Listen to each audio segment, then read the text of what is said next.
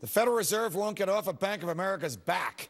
The Fed has eased its unconstitutionally imposed restrictions on 13 banking institutions, which would permit them to raise their dividend payments to shareholders, but not the Bank of America. The Fed ran a series of stress tests, not the kind you and I take at the doctor, but ones they created for each individual bank. And apparently Bank of America doesn't pass muster, so it isn't allowed to declare a dividend on payments, even though its own CEO and its own board of directors and its own shareholders think it should do so. The people who own the bank have decided that they can share some of the profits. The Fed says no. Here to discuss are my Freedom Fighters Fox Business Stocks editor and my colleague Elizabeth McDonald, Goldwater Institute president and CEO Darcy Olson, and Democratic strategist Tara Dowdell. Tara, to you first. What business is it of the Federal Reserve if shareholders get together, form a bank, hire management, make a profit, want the bank to distribute the profit? How can the government or the Federal Reserve, which is a private bank with governmental powers, interfere with that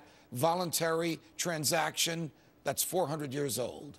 Judge, in a perfect world, I don't think that the government should be in the business of regulating banks' dividends and whether they pay those dividends out to their shareholders. But here is the larger issue in this instance. Bank of America behaved badly, and many of the regulations that they're subject to are because they took TARP funds.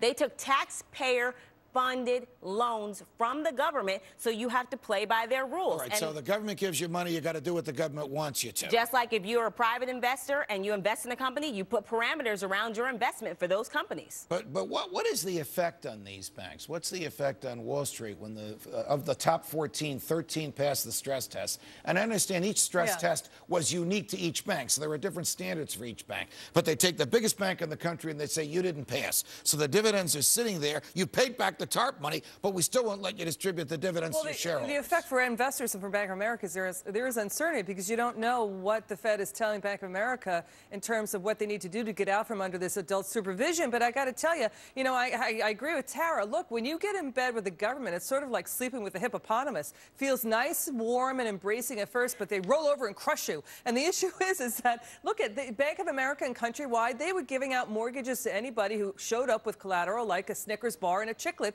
just to get a loan. So that's really the issue. If a bank gives a loan because someone uses a Snickers bar and Chiclets, I know this is just a silly example, it didn't really happen, as security, then the bank should suffer rather than the government bailing that bank out, which is the taxpayer. I think you're absolutely right. I think it's about time that the government got out of the business of overseeing Bank of America right now and let it call a shot. Stop with the stress test. What business is it of the federal government that a bank which has made a profit wants to distribute that profit to the shareholders, the people who own the bank? Stated differently, where does the federal government even get the power to interfere there? Well, it shouldn't, but this is what happens when you dance with the devil. And to build on the hippopotamus, the animals here, I mean, you can't feed an alligator just your finger, and that's what's happened here.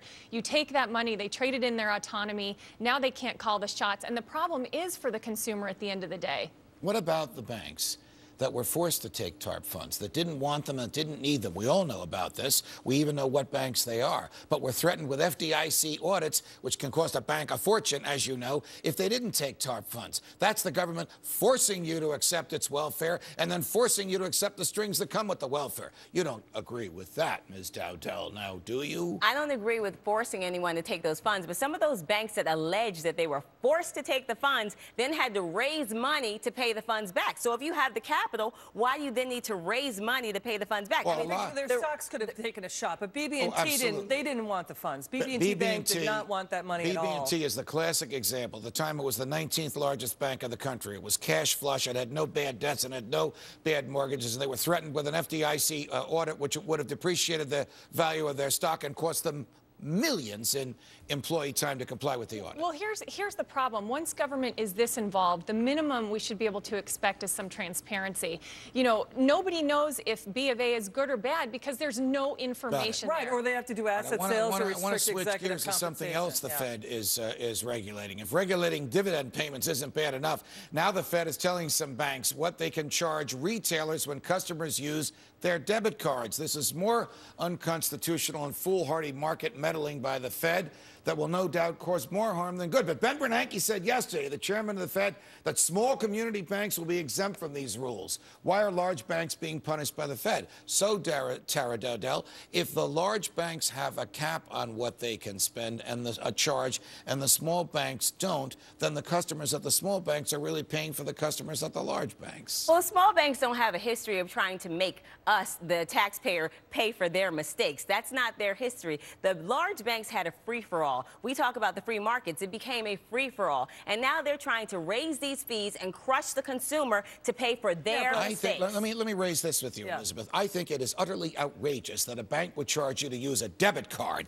to take your money that's in that bank and spend it on a product. And I wouldn't patronize a bank that did that. Yes, but I think it's equally outrageous for the government to regulate that transaction. I agree. Yes, I agree with you on both fronts, Judge. And look, you know, what the small banks are saying now, they're going to have to hike the fees because they're saying, look, we're going to be hit fees on checking accounts. They're going to do away with no cost checking accounts, and they're going to hike ATM fees because of the government's intervention here. I mean, the government is treating banks and companies like they're robots. It's about incentives, not dictating down from up above. The patron of your organization, the person after whom it was named, the late, great Senator Barry Morris Goldwater, the father of the modern American liberty movement, big picture now, understood that a planned, centrally planned economy consumes wealth. It makes the government richer. It doesn't produce wealth. It's only individuals taking real risk that will produce wealth.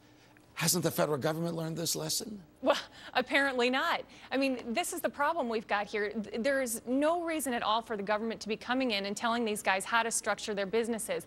The problem with this is that the consumers will be the ones to suffer. If you can't charge the retailers over here, the banks will find a way to make their money. I had a friend the other day looked at a bank statement. There was a new $20 fee. Called up the bank and said, what is this? They said, well, we stopped doing the per individual transactions, and now we're just going to go to a monthly fee. And what you said is absolutely correct. They will get rid of free checking. Consumers will pay the price for this government interference. They're trying to make us pay the price, the consumer pay the price now. That's what the government's trying to stop. They're trying to make us pay. How about the government take stop and get out of the way? How about the government get out of the way and banks can charge what they want and consumers can go to banks that charge them what they're willing to pay? What's wrong with that? I would be perfectly fine with that if the banks hadn't behaved like teenagers whose parents left them home for the weekend with the house. Pay for it. And you know what? The bank, but we pay for that. EMAC, it's a pleasure. Darcy, thank you for coming in from Phoenix. Tara, it's great to be with you. Up next, the plain truth on bombing Libya and avoiding the Constitution.